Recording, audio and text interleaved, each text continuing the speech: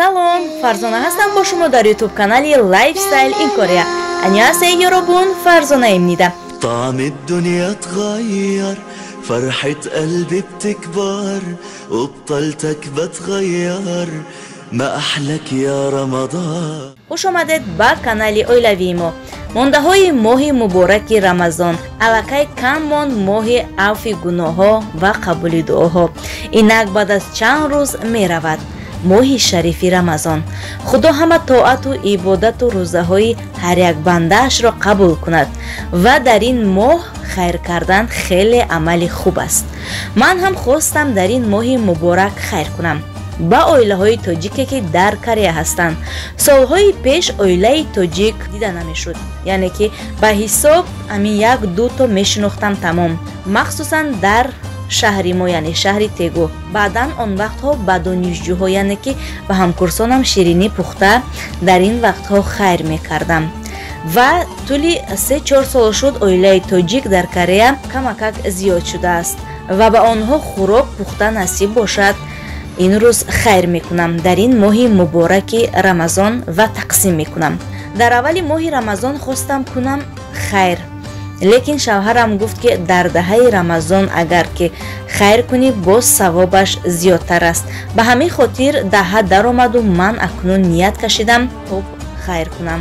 کلچه پختم، سحر آش کردم، سالاد ها کردم، یعنی سالاد از سبزی، بعدن سالاد سبزی با سبزوات ها، سالاد الیویه.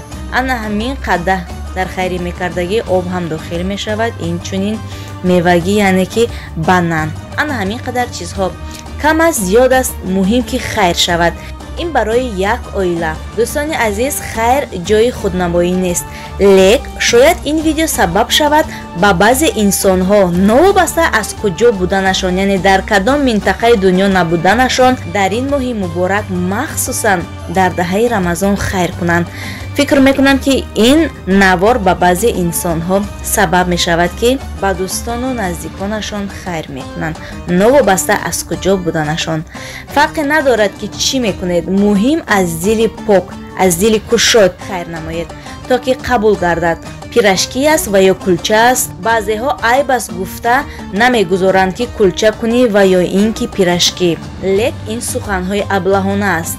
از دستتان چی قدری که آید خیر کنید، قبول میگردد. مهم که از دل کشاد باشد. فرق ندارد که شما چی خیر میکنید، کلچه است، پیرشکی است و یا نیم تینان است، فرق ندارد. مهم که خیر نماید از دل کشاد تا که به درگاه خداوند قبول گردد. خوب، انامین بود نوار امروزه ما، یعنی نوار خیریوی با اویله های تاجیک در کره. پناه خدا باشد دوستان. خدا خیر هر یک ما و شما را در این ماه رمضان مخصوصا در دهه رمضان قبول گرداند. یاربون تا من نیا انیان. سلام علیکم و رحمت الله تعالی و برکاته. دوستان هموطنان عزیز، سلام درود خود رو میرسانم به کل مسلمانان جهان و تاجیکستان. این روز روز سعید جمعه است. ما مساجد هستیم.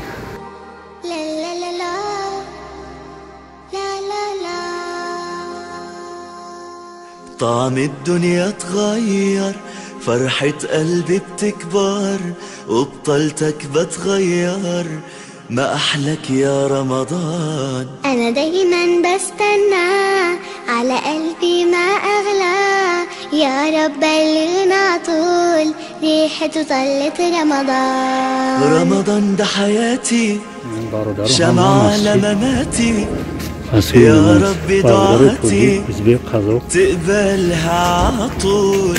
رمضان ده رحمة من ربنا، نعمة بيحل حياتنا ويفرشها ورود.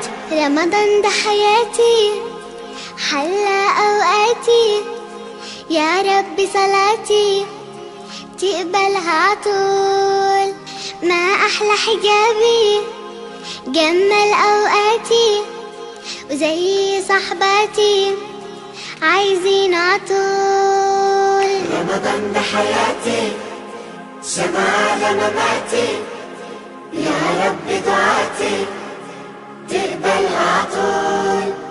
رمضان ده رحمة من ربنا، نعمة